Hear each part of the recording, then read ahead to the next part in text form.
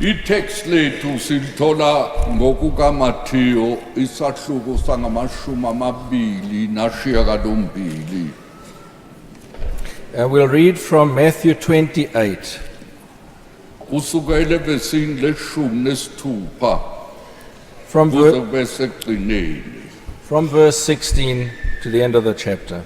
Kepha abafundi abayishumi nane baye eGalile kuleyo ntaba uJesu ayebayalele yona. Then the 11 disciples went away into Galilee to the mountain which Jesus had appointed for them. Sebembona bakhulekela kuye kepha abanye bangabasa. When they saw him, they worshipped him, but some doubted. uJesu wasondela wakhuluma kubo wathi, And Jesus came and spoke to them, saying, ngiphiwe amandla onke ezulwini nasemhlabeni. All authority has been given to me in heaven and on earth. Ngalokho hambani nenze izizwe zonke abafundi nibabhaphathise egameni likaYise nelendodana nelikaMoya Ongcwele. Go therefore and make disciples of all the nations, baptizing them in the name of the Father and of the Son and of the Holy Spirit, Nibafundise ukugcina konke nginiyale ngakho. Bhekani mina nginani izinsuku zonke kuze kube sekupheleni kwezwe. teaching them to observe all things that I've commanded you. And lo, I am with you always, even to the end of the age. Asigcine lapho. We'll stop there. Ipointi lokuqala engithanda ukukhuluma ngalo ileli, kepha abafundi abayishumi nanye baye eGalile kuleyo ntaba uJesu ayebayalele yona. The first point I want to speak about is where it says the 11 disciples went away into Galilee to the mountain which Jesus had appointed for them. Bazalwane, ikhona indawo uNkulunkulu asiyalele yona. Indawo asifune kuyo. Brethren, there is a place God has appointed for us where He wants us to be. uJesu wayalela abayishumi nanye ukuthi baye kuleyo ntaba eGalile. Jesus told the 11 disciples to go to that mountain in Galilee. Impilo yekholwa ayikho phansi emkhosheni, isendaweni ephakemeyo, ngokomoya isentabeni. The life of a Christian mustn't be down at the bottom, on a low level. In a spiritual sense, our lives must be on the mountaintop. God doesn't want you to be down in the dumps. Akakufuni ukuthi ube phansi ucindezelekile, kodwa ukufuna endaweni ephakemeyo ngokomoya. Spiritually, He wants you in a high place. Angazi-ke nina enikhona lapha namhlanje ukuthi ngokomoya nisendaweni ephakemeyo noma nisendaweni ephansi. So I wonder, you who are here today, spiritually, where do you stand? Are you on a high place on the mountaintop, or are you down in the dumps? Akube yilona lo ayihlolisise. uJesu akakufuni laphansi ube umuntu ogodolayo, akafuni ukuthi ube yisivivi, ufuna ukuthi ube sendaweni eshisayo evuthayo ngokomoya. The Lord Jesus doesn't want you to be down in a low place, where you are cold and isolated. He doesn't even want you to be halfway up in a lukewarm place. He wants you in that place right on the mountaintop where it's Ake on nihloleke fire. namhlanje, nihlole manje ukuthi niyavutha yini emoyeni, niyathokoza yini emoyeni, niphakeme yini emoyeni, noma ningabantu nje abayisivivi. Examine yourself. Are you on fire spiritually? Are you on the mountaintop and where your heart is burning and where you're experiencing God's joy? Or are you just lukewarm or cold?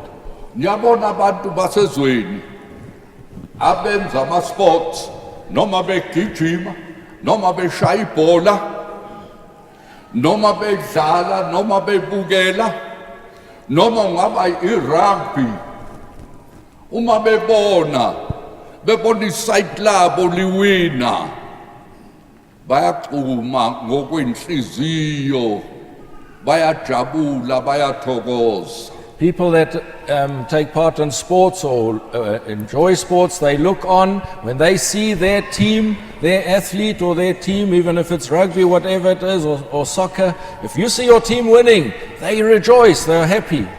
Kodwa uma iqembu labo liphansi noma lihluleke bajabe. But if their team loses, they're disappointed.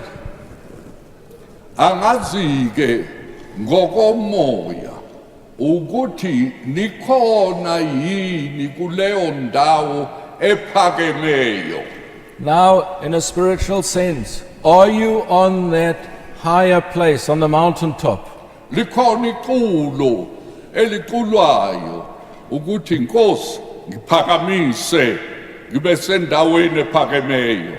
There's a hymn, a song that goes, Lord, lift me up to the mountaintop.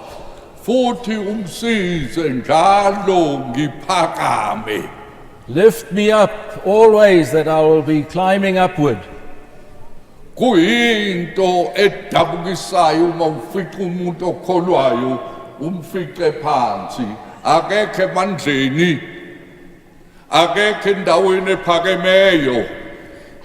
It's sad when you Akatshekuli ngokomoya njengethole lesibaya. Hayi ukudansa ngikhulumi ngalokho. Ngisho ukuthokoza nokuqhuma ngokwangaphakathi. It's sad when you find a Christian in a depressed state, where he's down in the dumps. He's got no joy. He doesn't experience the Lord's joy. He doesn't experience what a calf experiences when it's let out to pasture. I don't mean that you dance, but no, that you experience that joy of the Lord. uJesu washo engakafi ethi uma ngihambile ngibuya ngifuna ukuthi ngihlangana nani entabeni yaseGalile. So when Jesus left them, he said, I will go, but I will come back. But I want to find you, meet you there on the mountaintop in Galilee. Lapha sibona uJesu esevuke kwabafileyo oMaria bethuneni yehlingelozi njengonyazi yathi uJesu enimfunayo akekho la, hambani mtshela abafundi benze njengokuba ngasho ukuthi ngizobandulela entabeni yaseGalile. This is after he had died, he had been crucified, and then he had been raised from the dead. And that angel came down like lightning from heaven, saying to Mary and them to go and tell his disciples about it, and saying that they must now go as I had told them, to be there at that mountain, and I will go ahead and meet them there. uJesu bebafuna entabeni bebeyivalela la endlini beyikhiyelela benovalo, kodwa yena uthi yanini ngidinga ukunibona entabeni ephakemeyo yaseGalile. They had locked themselves behind closed doors. They were afraid. They feared for their lives. But Jesus said to them, I don't need you here. I need you there on the mountaintop in Galilee. Uma sifunda iBhayibheli sizothola kahle indawo lapho uNkulunkulu esifuna khona. If you read the Bible, you will see, and the Lord explains to us the place that He wants us to be. Angazi thina njengokuba sihleli la sikuyo yini leyo ndawo eyakhonjwa uJesu lapho efuna umuntu okholwayo khona. Are you in that place where God has taught you and told you where you should be? Maye kuwe uma ukwenye indawo nje awukho kuleyo ndawo ekhonjwe uJesu. Woe to you if you are just in any other place and you're not in that place where Jesus has pointed you to be. Bahamba ke abayishumi nambili baqonda khona kuleyo ntaba eyayikhonjwa uJesu. Maye kuwe uma usendaweni engakhonjwanga uJesu. So the 11 went to that place which Jesus had pointed out to them. Woe to you if you found in just any other place and not the one Jesus has pointed to you.